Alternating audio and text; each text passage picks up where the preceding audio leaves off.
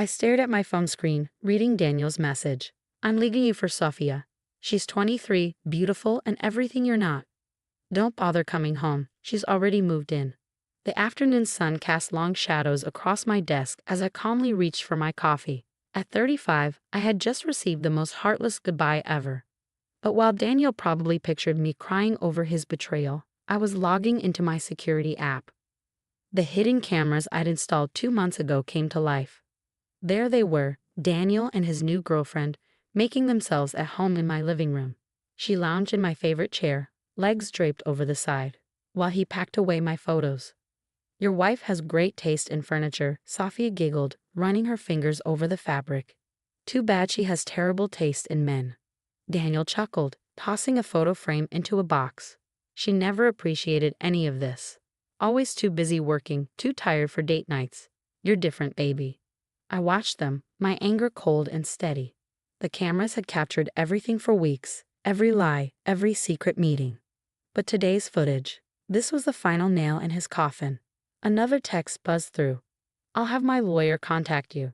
Don't expect anything in the divorce, my name's on everything. You should thank me for the years I gave you. I smiled, sipping my now cold coffee. Daniel always thought I was naive. He had no idea I'd been ahead of him all along. I had noticed the signs, the late nights, the password changes, the sudden interest in the gym. But it was the dinner receipt for two, on a night he claimed to be working, that pushed me to act. I hired a security company the next day. Make them invisible, I told them as they installed cameras throughout the house. I want to see everything. And I did. I watched him sneak her in, heard their whispered plans, saw them betray me over and over again. Then another message popped up. A picture of Sophia on our bed, wearing my jewelry. She looks better in these than you ever did, Daniel wrote. I forwarded it to my lawyer, adding it to the growing file of evidence. Then I turned back to the live feed. She's not even that pretty, Sophia scoffed, flipping through my old photos. Daniel snorted, holding up our wedding picture. I was young and stupid. Thought I needed to settle down. Biggest mistake of my life. He tossed it into the trash along with everything else from our 10 years together. But I didn't feel pain, just satisfaction. Every cruel word, every smug smile, all of it was recorded. Sophia stretched out on the couch. Should we order dinner? We should celebrate our first night in our new home. Our new home. I smiled at her choice of words. They had no idea how wrong they were.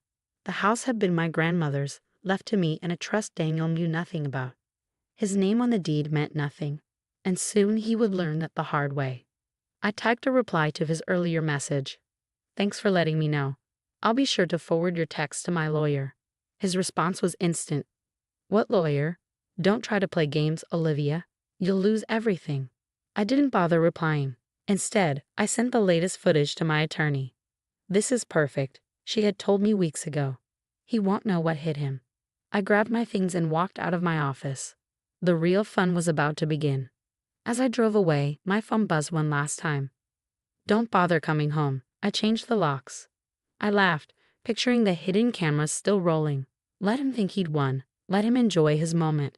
Soon, the truth would hit him like a ton of bricks, and I'd have a front row seat to watch it all unfold.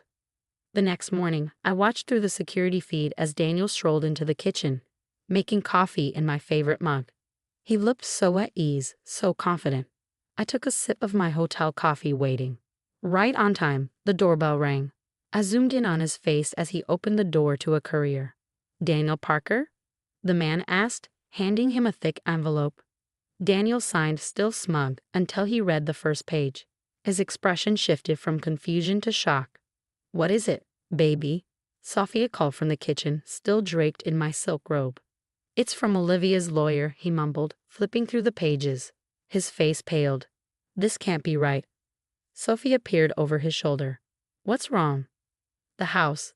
It's not mine. It's in a trust, Olivia's trust. And she has evidence. Sophia stiffened. Evidence of what? Right then, my phone buzzed. A message from Daniel. What kind of game are you playing? I replied, no game. Check your email. Through the cameras, I watched his hands shake as he opened it. Sarah had sent a short clip, a preview of the footage we had collected. Is that us? Sophia gasped, staring at the screen. Have we been recorded? Daniel turned red with anger. You've been spying on me? In my own house? I couldn't help but smile as I texted back.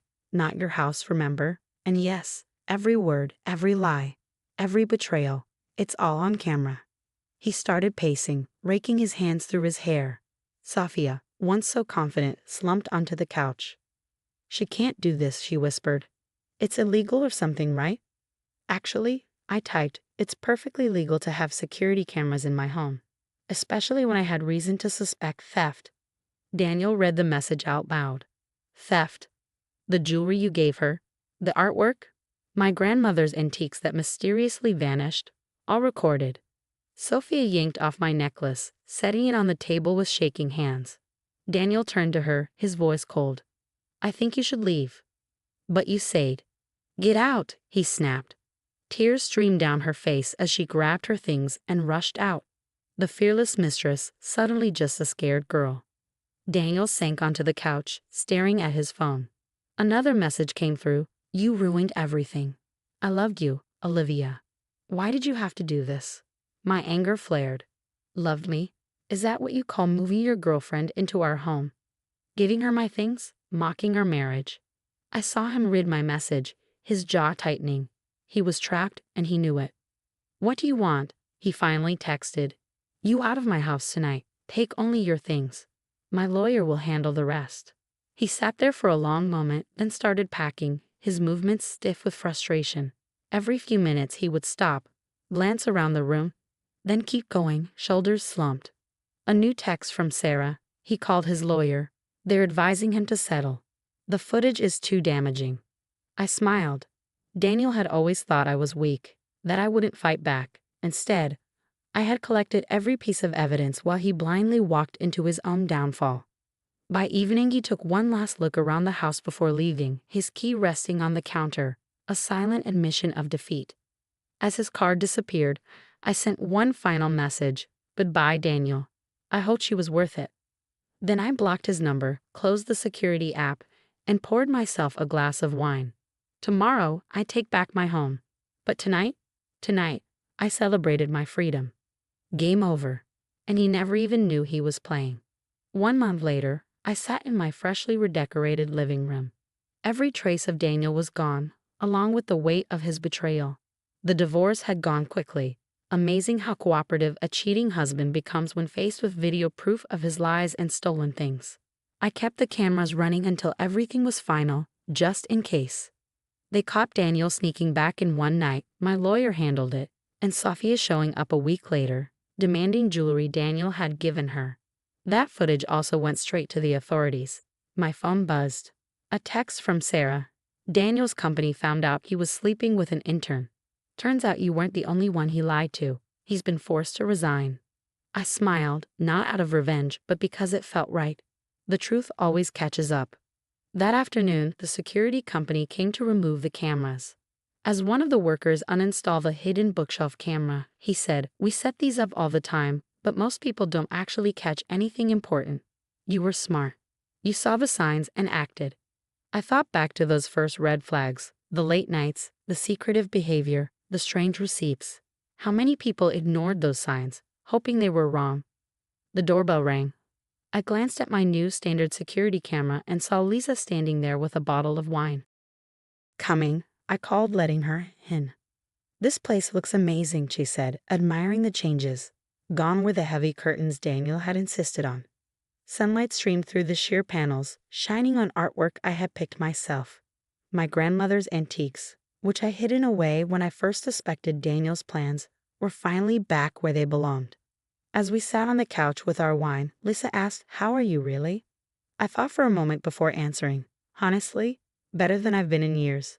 No more pretending. No more ignoring the obvious or making excuses for someone else's actions. Heard anything from Sophia? I shook my head. After the jewelry thing, nothing. She's probably found another married man to go after. Just then, another text from Sarah came through. Final paperwork is signed. The house is officially yours. Congrats. You're free. Free, a simple word, but it carried so much weight. You know what's funny? I said, swirling my wine. Daniel always treated me like I was clueless, like I couldn't see what was happening. But I saw everything. I was just waiting for the right time to act. Lisa raised her glass. To seeing clearly. To seeing clearly, I echoed, clinking my glass against hers. That night, after Lisa left, I walked through my house, truly mine now. The cameras had recorded Daniel's betrayal, but they had also captured something else, my strength. I opened my laptop to save the final footage before deleting it, not to relive the pain, but to remember how far I had come. The last clip showed Daniel leaving, his shoulders slumped, his arrogance finally gone. He thought he was writing the end of our story. He didn't realize he was just setting the stage for my new beginning. Then, one final text, an unknown number. I'm sorry. I know it doesn't matter now, but I'm sorry for everything. I didn't answer. Some messages don't deserve replies. Some apologies come too late to mean anything. Instead, I stepped onto my balcony, watching the sunset paint the sky in golds and pinks. The cameras were gone, their job done. They had shown me the truth, and they had helped me move forward. The evening air carried the scent of the flowers I had planted, new life growing where the past had once been. Just like me. Tomorrow would bring new adventures, new possibilities. But tonight, I celebrated my freedom.